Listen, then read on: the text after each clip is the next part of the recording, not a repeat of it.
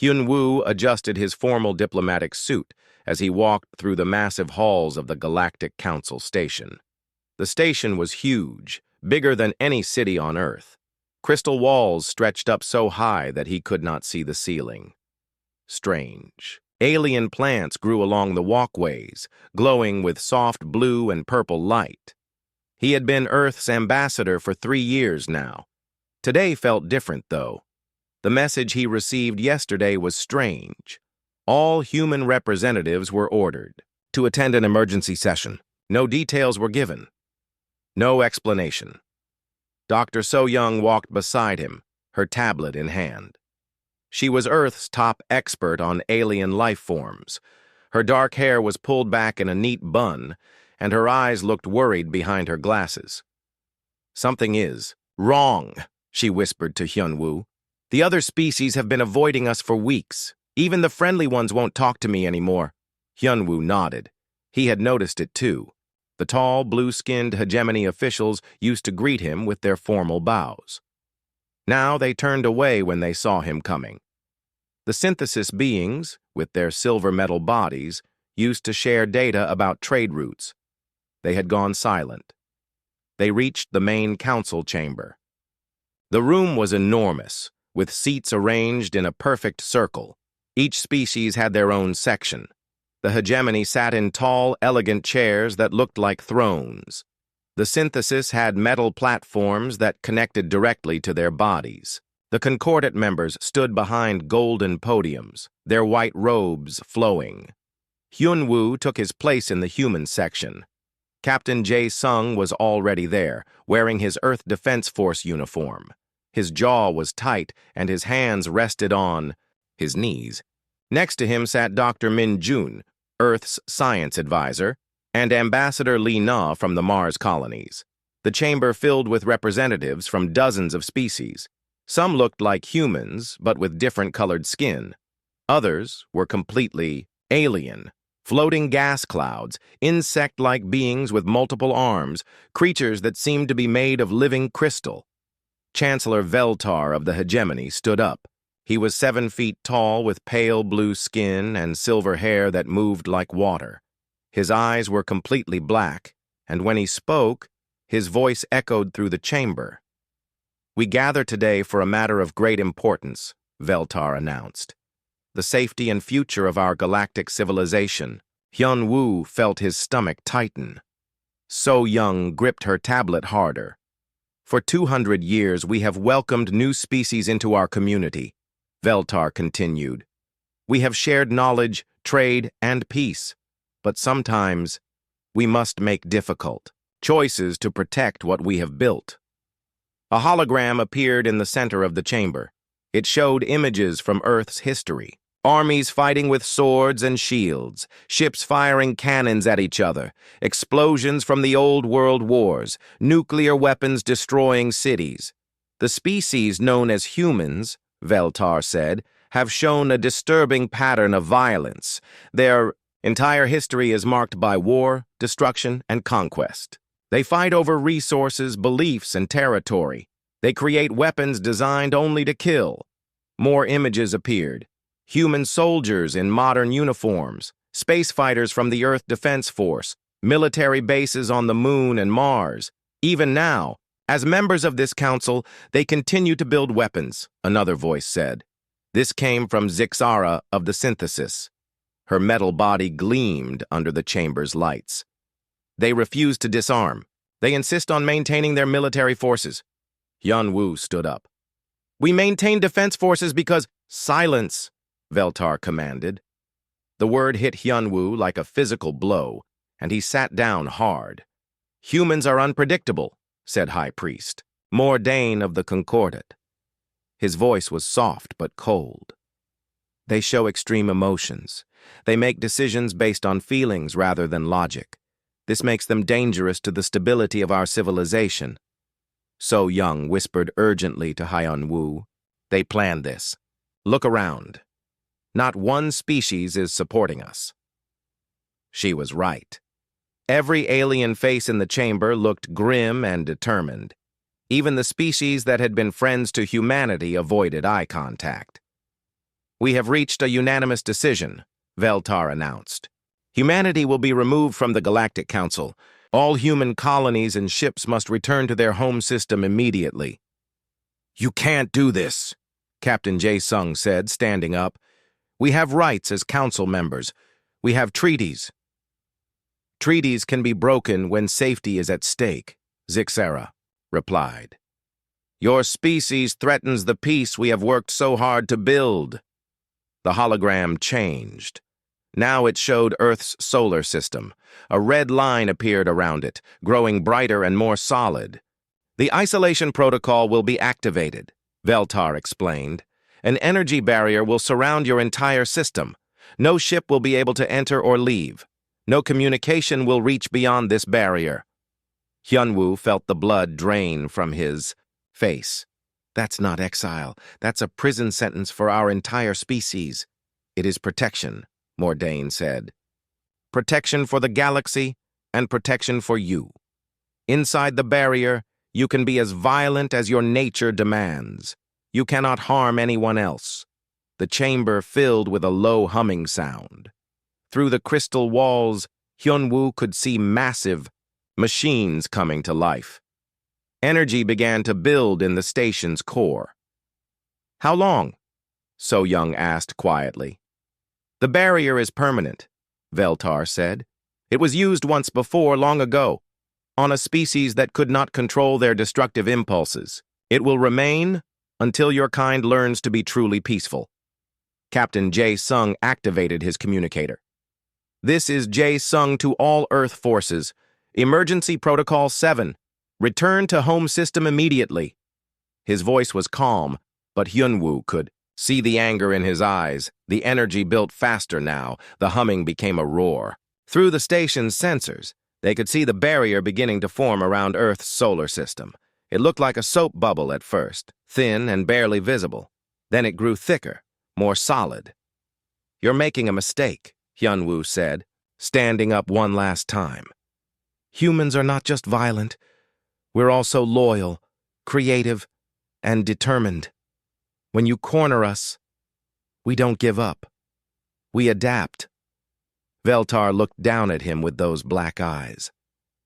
Your nature is what it is, human. The barrier will contain it. The last message from Earth came through just as the barrier sealed. Admiral Miran's voice was clear and strong. All human ships and stations return home immediately. We'll be ready when they realize their mistake. Then silence. The barrier was complete, and humanity was alone. Hyunwoo looked around the chamber. One last time. The alien faces showed satisfaction, relief, even happiness. They believed they had solved a problem. They had no idea what they had just created. 50 years had passed since the barrier went up. Dr. Bo-Ram was old now, her hair completely white, but her mind was still sharp. She stood in the main laboratory on Luna Station, looking at the massive machine that filled the entire chamber. Are you certain this will work? Asked Taemin, adjusting his glasses as he checked the readings on his screen. He was younger than Bo-Ram, but he had spent his entire adult life working on this project. The math is solid, Bo-Ram replied. We've been studying this barrier for 5 decades. We know how it works now. The machine hummed quietly. It was beautiful, in its own way, with curved metal surfaces and glowing energy conduits. But its purpose was simple: to break the prison that held humanity trapped in their own solar system. Earth had changed dramatically since the exile. The shock of being cut off from the galaxy had hit humanity hard at first. Some people had panicked. Others had fallen into depression. But humans had a talent for adapting to impossible situations. Within 10 years, the scattered human colonies had united under a single government. The old nations of Earth still existed, but they worked together, now in ways they never had before. The threat from outside had made them realize that their differences were small compared to what they shared. Technology had advanced faster than anyone thought possible. Without alien tech to copy or trade for, humans had been forced to invent everything themselves. And they had discovered something important. They were very good at invention. Engineer Jin walked into the laboratory, her tablet showing the latest test results. She was the head of the new propulsion project, and her fusion drives were already better than anything the old Galactic Council had used. "The fleet is ready," she reported to Ram. 50 ships with the new drives. They can reach near light speed without using any alien technology. Ram smiled. "And General Dong Hyun's new training programs?" "Complete," Jin said. "Every human in the defense forces has been cross-trained in multiple specialties.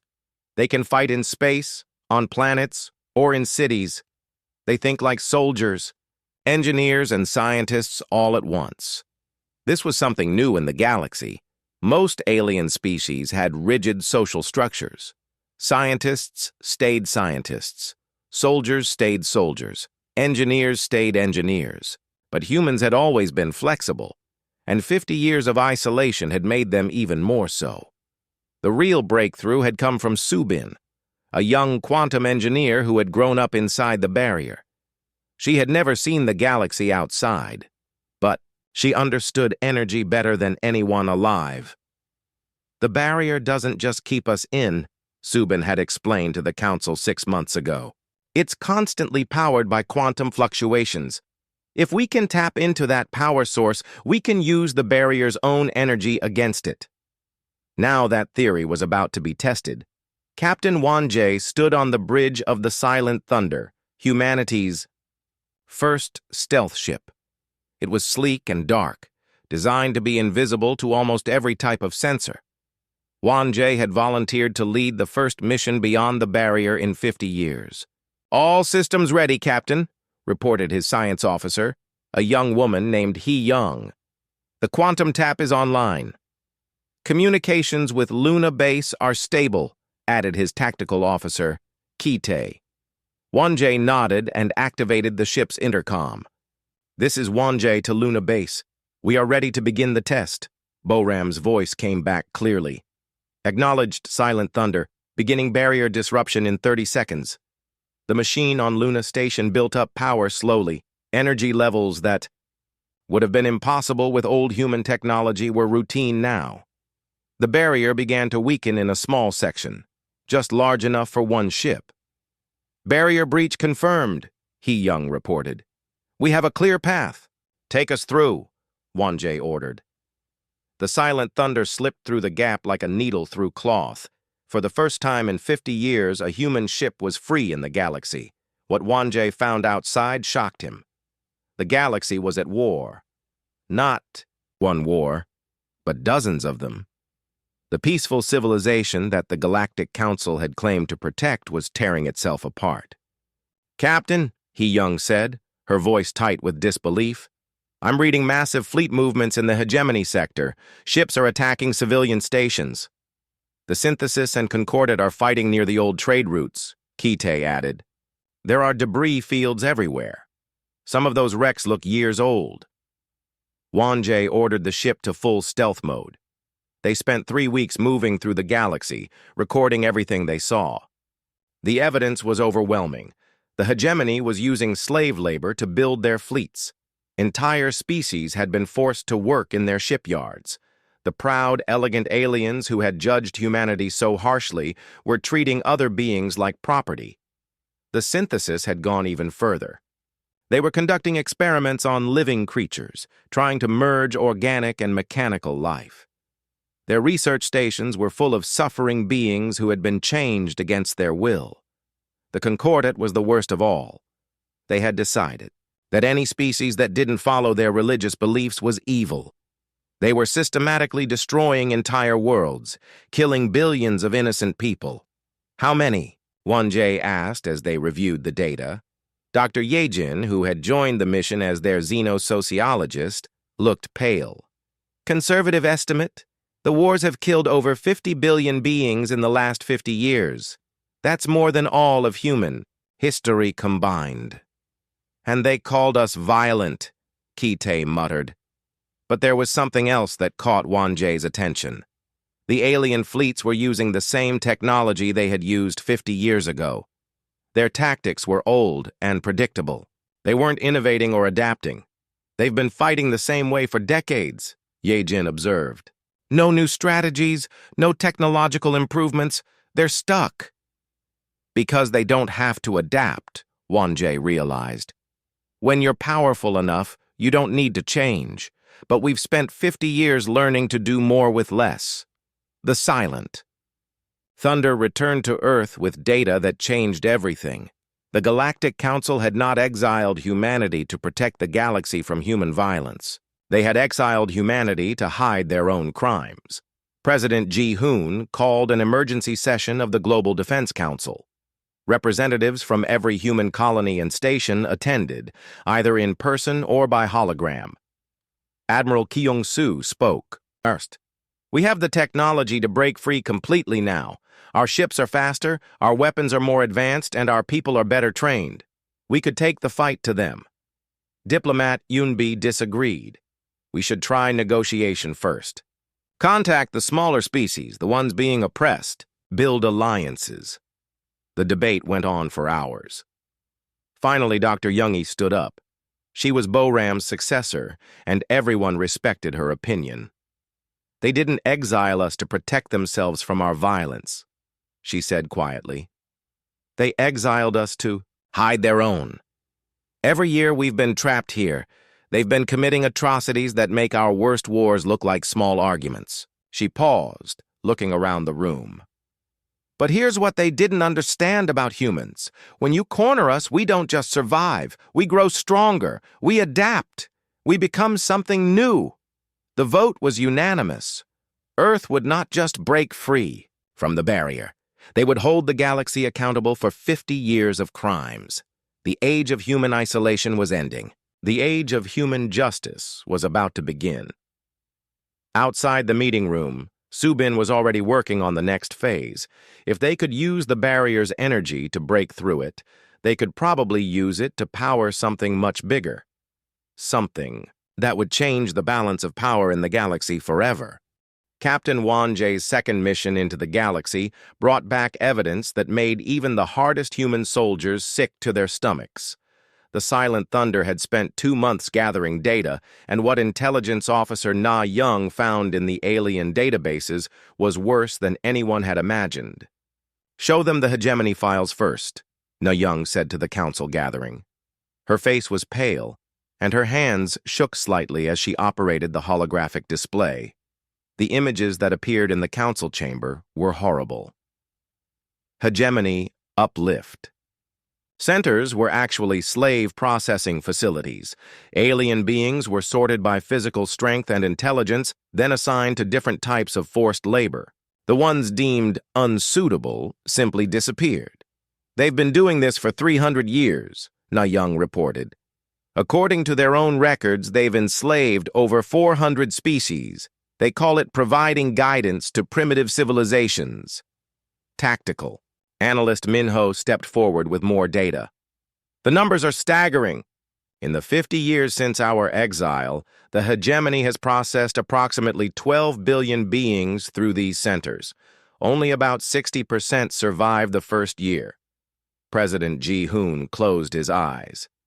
12 billion. It gets worse, Na Young continued. The synthesis files. The hologram changed to show sterile laboratory chambers. Inside were beings that had once been normal aliens, but were now horrific combinations of flesh and metal. Some had their organic parts replaced with machinery. Others had mechanical components forced into their living tissue. They call it evolutionary enhancement, Na Young explained. The synthesis believes that pure organic life is flawed and needs to be improved. They take volunteers at first, but when they run out of volunteers, the images showed synthesis. Ships attacking peaceful colonies. The aliens who survived the attacks were taken to the laboratories. Most didn't survive the experiments. Dr. Young-A spoke quietly. How many test subjects? Over the last 50 years?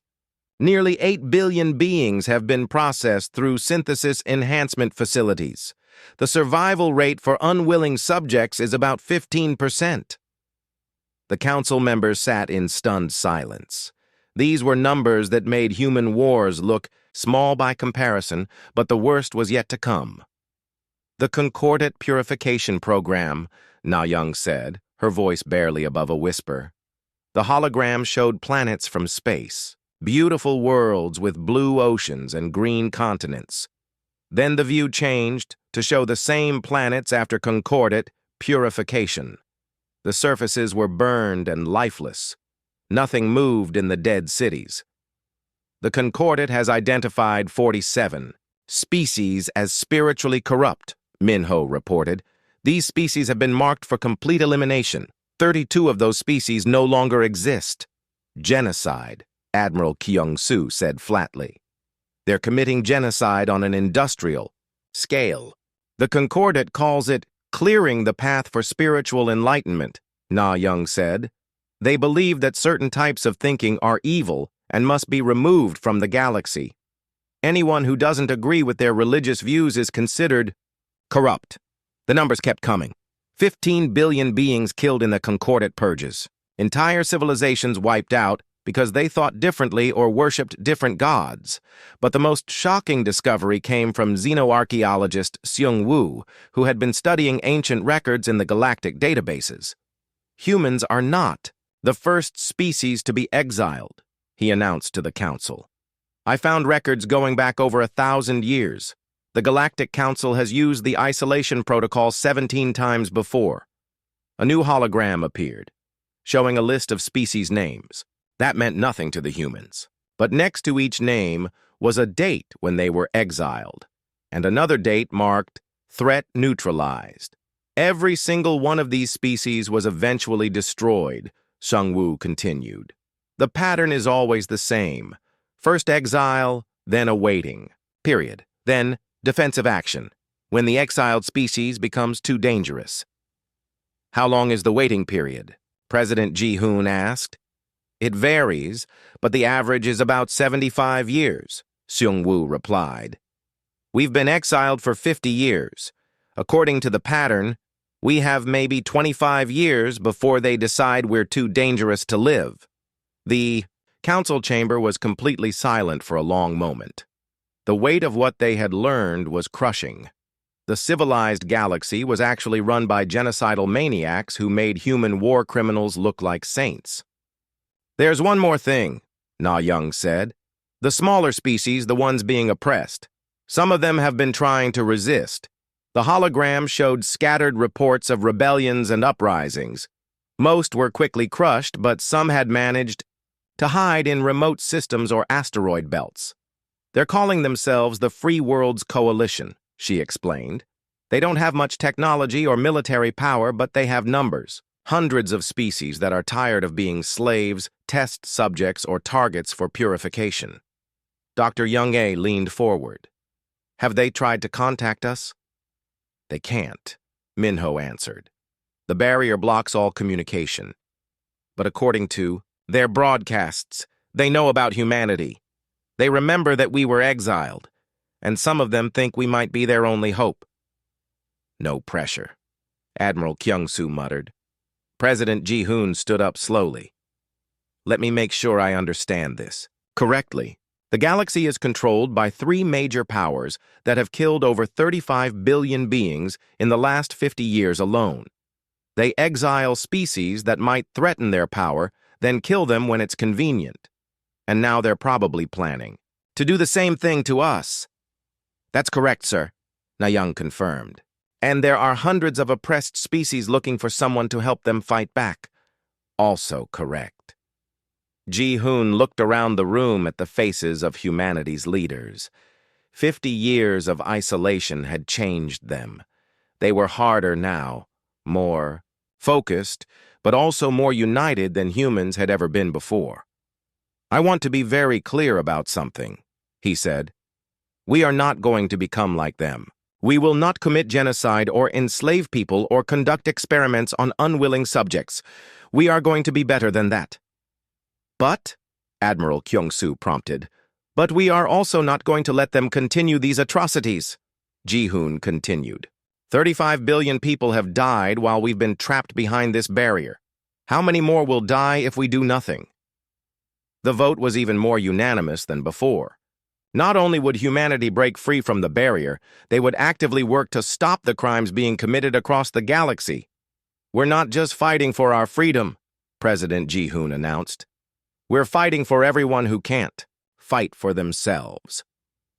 As the council session ended, Won-jae found himself thinking about the ancient Earth, saying, "All that is necessary for evil to triumph is for good people to do nothing." The Galactic Council had counted on humanity doing nothing. They had trapped humans behind a barrier and expected them to either destroy themselves or fade into irrelevance. They had made a serious mistake. 50 years of isolation hadn't made humanity weaker. It had made them stronger, smarter, and more determined than ever before. And now they knew the truth about the galaxy. The beings who had judged humanity as too violent were themselves responsible for the greatest atrocities. In galactic history, the age of their crimes was ending, humanity was coming, and they were bringing justice with them. The day the barrier fell, the galaxy shook. Fleet Admiral Sun Woo stood on the bridge of the flagship Determination, watching as the energy barrier that had trapped humanity for 50 years finally collapsed. Around him, the Earth Liberation Fleet, spread out in perfect formation. 200 ships, each one representing technology and tactics that the galaxy had never seen before. "All ships report ready, Admiral," Communications Officer Ju Young announced. Her fingers danced across her console, coordinating with hundreds of vessels across the fleet. "Phase 1 is a go," Sun Woo replied. "Remember, our mission is to rescue, not to conquer. We save the innocent first, and we deal with the guilty second." The first target was Hegemony Processing Station Omega-7, where intelligence reports showed over 50,000 beings were being held as slaves. Colonel Hae-won led the assault force, her specially trained Marines equipped with non-lethal weapons designed to disable rather than kill. The attack was surgical in its precision. Human ships appeared without warning, their stealth technology, making them invisible until they were already in position. The Hegemony guards never had a chance to mount a proper defense. "Target secured," Hae-won reported from the station. 53,000 prisoners freed. No civilian casualties. Minimal resistance casualties. This was something new in galactic warfare. The Hegemony was used to fighting enemies who matched brutality with brutality. They didn't know how to respond to an enemy that was more concerned with saving lives than taking them. As the rescued beings were evacuated to medical ships, communications specialist Ju Young began broadcasting the raid across the galaxy, using quantum communication networks that bypassed all council censorship. She made sure every species could see what was happening. For the first time in centuries, beings across the galaxy watched as someone stood up to the council powers and won. The second phase targeted the synthesis bioweapons laboratories. Captain Dal-Su of the Righteous Fury led a squadron of fast attack ships against Research Station Beta-12, where thousands of unwilling test subjects were being tortured in the name of evolutionary enhancement. The synthesis response was more organized than the Hegemonies had been, but their technology was 50 years out of date. Their energy weapons couldn't penetrate the new human shields, and their ships couldn't match the speed and agility of human fighters. "Station secured," Dal-Su reported. "Medical teams are treating the survivors now. Some of these beings, we might not be able to save them all, but we're going to try." Dr. Changmin's medical corps worked around the clock to help the victims of synthesis experiments. Many had been so badly altered that returning them to normal was impossible, but human doctors had spent 50 years learning to adapt. If they couldn't heal the victims completely, they could at least give them lives worth living. The third phase was the most difficult. The Concordat had spotted the pattern in human attacks and had begun evacuating their purification facilities. Commander Yerim and her strike teams had to move fast to save the beings marked for extinction. "They're trying to accelerate the purification schedule," Yerim reported from her assault shuttle. "We have maybe 6 hours before they kill everyone in this facility."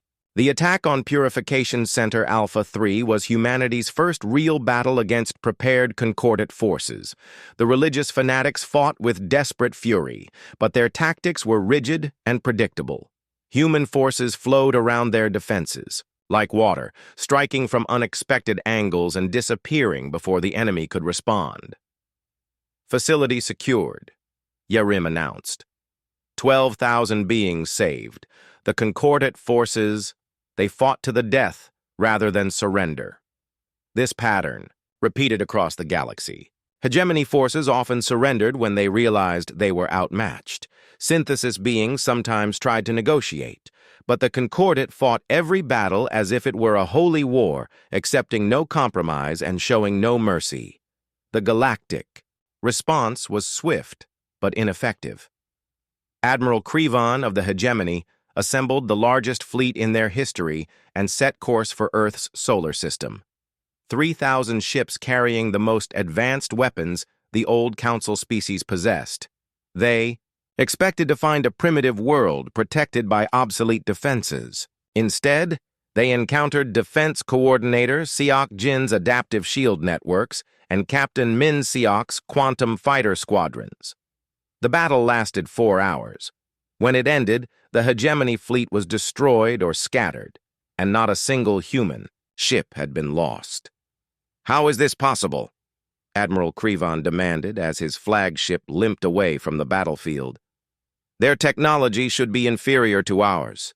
"It is inferior, sir," his science officer replied, "by the standards we used 50 years ago. But they've been innovating while we've been stagnating." The truth was simple but devastating. The Council species had been so confident in their superiority that they had stopped trying to improve. Why develop new technology when you already ruled the galaxy? Why create new tactics when the old ones always worked? But humans had spent 50 years with their backs against the wall, knowing that they had to be better than everyone else just to survive. Every ship, every weapon, every strategy had been tested and refined until it was perfect. Wing Commander Sua's pilots demonstrated this perfectly during the defense of Earth. They flew patterns that no alien pilot could follow, using three-dimensional, thinking that took advantage of human spatial reasoning abilities. Their fighters moved like birds in a flock, each one independent but all working together toward a common goal. "They're not following any tactical doctrine we recognize," the Hegemony tactical officer reported. "They seem to be making it up as they go along." That was exactly what they were doing. Human pilots had trained in simulations that included thousands of different scenarios, but they had also learned to improvise when faced with the unexpected. No alien species had ever developed this kind of tactical flexibility. Dr. Chang Min's gravitational weapons were another surprise. While the Council species had focused on energy weapons and projectiles, humans had learned to manipulate gravity itself. Ships that thought they were safely out of range suddenly found themselves pulled into crushing gravitational fields. The weapons were precise, too. Chang Min's team could collapse a Hegemony battleship while leaving a nearby transport full of slaves completely untouched. Within 6 months, the balance of power in the galaxy had completely shifted. The Council species found themselves fighting a war they couldn't win against an enemy they didn't understand. But the humans weren't trying to conquer anyone. Every rescued being was given a choice: return to their homeworld, join the growing Free Worlds Coalition, or settle in human space as a free citizen. No one was forced to do anything. This confused the Council species even more. Why fight a war if you didn't want to take territory or resources? Why free slaves if you weren't going to enslave them yourself? They didn't understand that humanity was fighting for an idea, not for power. The idea that intelligent beings should be free to choose their own destiny. The idea that genocide and slavery were wrong, no matter who committed them. As the war continued, more and more species joined the human cause, not because they were conquered, but because they chose to. The Free Worlds Coalition grew from a few hidden rebels to a major force that controlled hundreds of systems. The old Galactic Council was crumbling, and humanity stood ready to help build something better in its place. The species that had exiled humanity for being too violent were learning what real strength looked like. It wasn't the ability to destroy. It was the ability to protect those who couldn't protect themselves. 1 year after the barrier fell, Ambassador Jin A stood in what had once been the Galactic Council chamber. The room looked very different now. The old throne-like seats had been replaced with simple chairs arranged in a circle. The walls that had once displayed symbols of alien supremacy now showed images of different species working together. Jin A was no longer begging for humanity's place at the table. She was here as the representative of the Terran Commonwealth, one of the most powerful forces in the galaxy. But more importantly, she was here as a voice for justice. "The old Galactic Council is officially dissolved," she announced to the gathered representatives. "In its place, we establish the Galactic Federation based on principles of equality, freedom, and mutual cooperation." The audience was very different from the one that had condemned humanity 50 years ago. Most of the representatives now came from species that had been enslaved, experimented on, or marked for extinction. The former council species were present too, but they sat quietly in the back rows. Chancellor Veltar of the hegemony was among them. The proud alien who had once pronounced humanity's exile now looked old and broken. His species had surrendered 6 months ago, after their homeworld was surrounded by human ships and Free World's coalition forces. "What will happen to us?" he asked quietly when Jin-A finished her speech. "You will face trial for your crimes," she replied. "But you will receive fair trials with legal representation and the right to present evidence in your defense, unlike the trials you gave your victims. This was the hardest part of building the new galaxy. Humanity could have simply executed the war criminals and moved on. Many of the rescued species wanted revenge, and they would have supported harsh punishment for their former oppressors. But President Wu Jin, elected as the first leader of the Galactic Federation, had insisted on a different approach. "If we become like them, then they win," he had explained to the Federation Council. "Justice is not the same thing as revenge. We have to be better than they were." Rehabilitation Coordinator Sora had developed programs to help former oppressors understand the full impact of their actions. Many hegemony officials broke down when they were shown the faces and stories of beings who had died in their slave processing centers. Some synthesis researchers wept when they met the survivors of their experiments. Not all of them could be saved. Some were too committed to their old beliefs to change. But surprisingly, many former enemies became allies once they understood what they had really been doing. "I thought we were bringing order to chaos," former hegemony Admiral Zektar told Sora during one of their sessions. "I thought the other species needed our guidance. I never saw them as people like us." Cultural Exchange Director Byung-ho worked to break down the barriers between species. For centuries, the old council had maintained rigid separation between different alien cultures. Each species stayed in their own space and followed their own ways. But humans had always been good at bringing different groups together. In the new Federation, species shared knowledge, art, and ideas freely. Hegemony engineers worked alongside human scientists to develop better medical technology. Former synthesis researchers used their expertise to help heal the victims of their own experiments. Admiral Song Ho commanded the new Federation fleet, which included ships and crews from dozens of different species. His flagship, the Unity, had a crew that looked like something from an old science fiction movie. Humans worked beside tall, blue-skinned hegemony officers. Former synthesis beings shared duties with rescued slaves who had been freed from processing centers. "This is what the galaxy should have been all along," Song Ho said, as he watched his mixed crew work together on the bridge. Not one species ruling over others, but all species working together as equals. Dr. Hyojung led the Federation's new medical research division.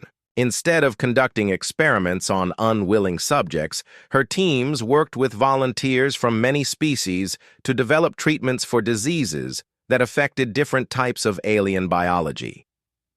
The synthesis was right about one thing, she explained to a gathering of medical professionals. Different species can learn from each other and become stronger together. They just went about it in completely the wrong way. The transformation wasn't always smooth. Some species had been enemies for so long that they found it hard to trust each other. Others had suffered so much trauma that they couldn't easily forgive their former oppressors. But humans had learned something important during their 50 years of exile. Healing takes time, but it is possible. The biggest surprise came from the outer rim of the galaxy. Exploration teams led by Dr. Ji Young aboard the New Horizon had been mapping unknown regions when they discovered something that changed everything. "Captain Sang-woo, you need to see this," Ji Young called from her science station. The ancient, alien artifact they had found was clearly very old, older than any known civilization in the galaxy. But it was still functional, and when they activated it, it displayed a message that sent chills through the entire exploration team. The message was a warning about something called the Devourers, a force from beyond the galaxy that consumed entire civilizations. According to the artifact, they had been dormant for thousands of years, but signs indicated they would return soon. "The galaxy must unite or fall," the message said. "Divided, you will be consumed one by one. Together, you might survive." When news of the discovery reached Earth, President Wu Jin called an emergency session of the Federation Council. "This changes everything," he told the assembled representatives. "The old council species thought humanity was their greatest threat. Now we know there's something much worse coming." The irony was not lost on anyone. The species that had exiled humanity for being too dangerous were now depending on human protection against a real threat.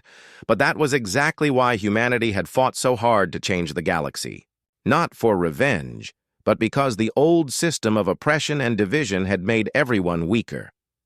Captain Sang-woo stood on the bridge of the New Horizon as it prepared to leave the galaxy entirely, heading for the void between galaxies where the Devourers were thought to be sleeping. "Are you ready for this?" Dr. Ji Young asked him. Sang-woo smiled as he looked out at the stars. Behind them was a galaxy that had finally learned to work together. Ahead of them was the unknown, but humanity had never been afraid of the unknown. 50. Years ago, the galaxy thought we were too dangerous to be trusted, he said. They locked us away and tried to forget about us. He activated the ship's faster-than-light drive, heading into the darkness between galaxies. Now they're about to find out what humans can really do when we're free to protect the people we care about. The galaxy had tried to exile humanity to protect themselves from human violence. Instead, they had created the very force that would save them all. The Devourers were coming, but they would find a galaxy very different from the one they had left behind. A galaxy united, strong, and defended by the species that refused to give up. The species that had once been called too dangerous to trust had become the galaxy's greatest hope. And in the darkness between the stars, ancient enemies stirred, unaware that their next meal would fight back with a fury they had never encountered before.